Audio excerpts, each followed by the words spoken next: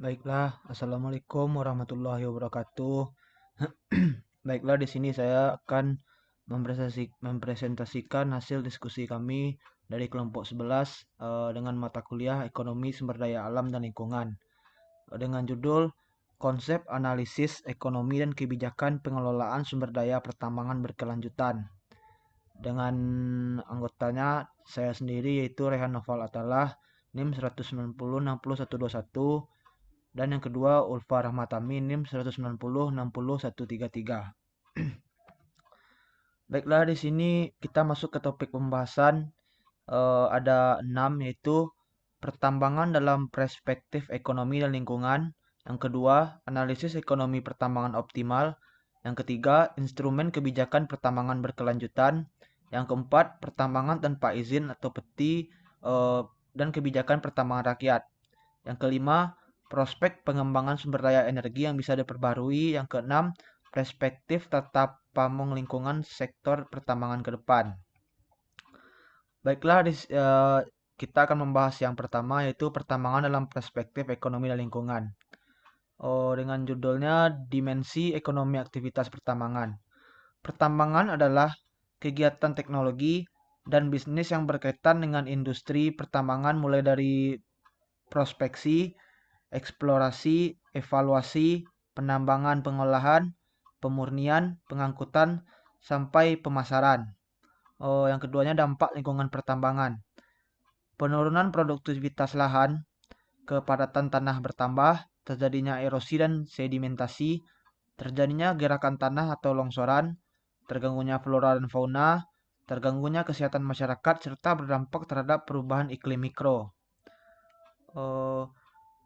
Analisis ekonomi pertambangan optimal.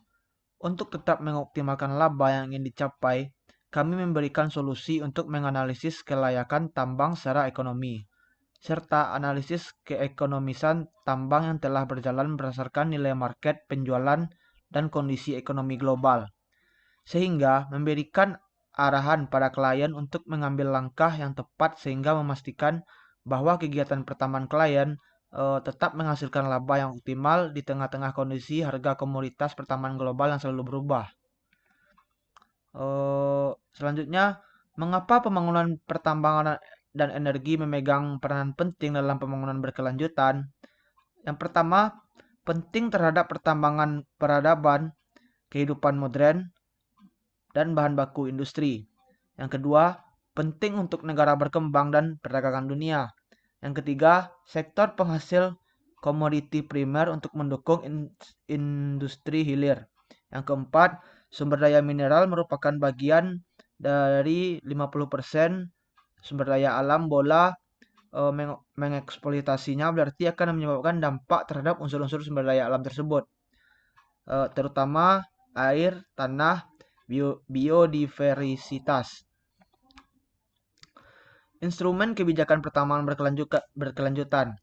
Terdapat 8 instrumen dalam kebijakan pertambangan yang akan diuraikan sebagai berikut. Pertambangan tanpa izin atau peti versus kebijakan pertambangan rakyat. Pertambangan tanpa izin. Yang dari pertama, usaha pertambangan atas segala jenis bahan galian dengan pelaksanaan kegiatannya tanpa dilandasi oleh aturan atau ketentuan hukum pertambangan resmi pemerintah pusat atau daerah. Selanjutnya, kebijakan pertambangan rakyat. Kuasa pertambangan yang diberikan pemerintah kepada rakyat setempat agar melakukan sejumlah usaha pertambangan dengan luas wilayah yang terbatas. Selanjutnya, instrumen kebijakan pertambangan berkelanjutan. Yang pertama ada kebijakan perizinan usaha pertambangan, AMDAL pertambangan, pajak tambang, reklamasi pasca tambang, pengelolaan tiling, pemberdayaan masyarakat lokal, pengawasan dan penegakan hukum tambang, dan penghargaan kinerja perusahaan. Selanjutnya adalah kebijakan pertambangan rakyat. Dengan pembagiannya, pertambangan tanpa izin, penyebabnya kerusakan lingkungan sebagai akibat lemahnya penguasaan teknik penambangan dan pengelolaan bahan galian, keterbatasan pengusahaan metode penanganan limbah tambang, lemahnya pemahaman tentang reklamasi dan perlindungan terhadap lingkungan wilayah pertambangan. Ciri utama dari IPR adalah luas wilayah dan investasi yang memiliki batasan tertentu. Pada umumnya, orang atau golongan yang berhak mendapatkan IPR adalah penduduk setempat, baik itu perorangan atau kelompok masyarakat dan koperasi. Seorang bupati atau wali kota bisa melimpahkan kewenangan dalam memberikan IPR kepada camat. Hal ini sesuai dengan peraturan perundang-undangan yang ada. Adapun untuk mendapatkan IPR, pemohon diharuskan untuk menyampaikan surat permohonan kepada bupati atau wali kota. Luas wilayah dari satu IPR ini bisa diberikan pada perorangan dengan luas paling banyak 1 hektar, sebuah kelompok masyarakat maksimal sebanyak 5 hektar, koperasi maksimal luas wilayah dengan 10 hektar. Selanjutnya akibat dari pertambangan tanpa izin. Akibatnya, industri pertambangan juga mempunyai dampak negatif, yaitu kerusakan lingkungan. Wilayah yang menjadi area pertambangan akan terkikis, sehingga dapat menyebabkan erosi. Limbah hasil pengolahan tambang juga dapat mencemari lingkungan. Selanjutnya, prospek pengembangan sumber daya energi yang bisa diperbaharui. Yang pertama, tenaga air. Energi air adalah satu di antara sekian banyak sumber energi terbarukan yang telah banyak dimanfaatkan untuk menggantikan energi fosil. Air sifatnya terus-menerus bergerak. Tiap gerakan air menghasilkan energi alami yang sangat besar. Energi ini datang baik air dari sungai yang mengalir atau gelombang air yang berupa ombak di lautan. Energi yang dihasilkan oleh air dapat dimanfaatkan dan dikonversikan menjadi listrik, tidak seperti tenaga matahari dan angin. Manfaat energi terbarukan dari air ini dapat menghasilkan tenaga terus-menerus selama 24 jam setiap harinya.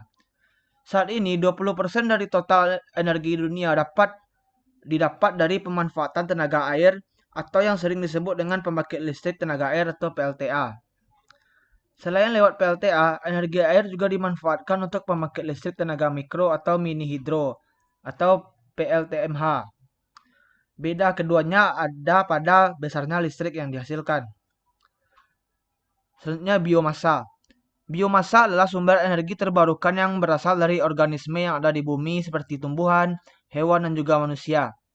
Contoh biomasa antara lain adalah tanaman, pepohonan, rumput, ubi, limbah pertanian, limbah hutan, tinja, dan kotoran ternak. Biomasa cukup umum digunakan sebagai sumber energi atau bahan bakar. Pengembangan biomasa ini jadi penting karena manfaatnya sangat besar. Pertama, kandungan energi yang terdapat pada limbah cukup besar dan akan terbuang percuma jika tidak dimanfaatkan. Kedua, penghematan biaya. Karena seringkali membuang limbah bisa lebih mahal daripada memanfaatkannya. Ketiga, mengurangi keperluan akan tempat penimbunan sampah karena penyediaan tempat penimbunan akan menjadi lebih sulit dan mahal khususnya di daerah perkotaan.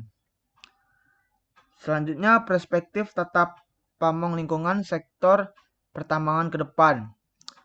Aspek yuridis tata kelola pertambangan diformulasi memberikan konstruksi baru yang solutif bagi kesejahteraan rakyat. Tata kelola pertambangan yang baik dapat menjadikan Indonesia sebagai super koridor ekonomi dunia melalui implementasi konsepsi Indonesia Incorporate. Gagasan ini dicintakan meneguhkan karakter NKRI sebagai negara hukum berkesejahteraan rakyat dengan memanfaatkan sumber daya pertambangan. Kajian normatif ini menghadirkan kewajiban Indonesia yang memakmurkan rakyat dari sektor pertambangan sedasar pasal 33 UUD 1945.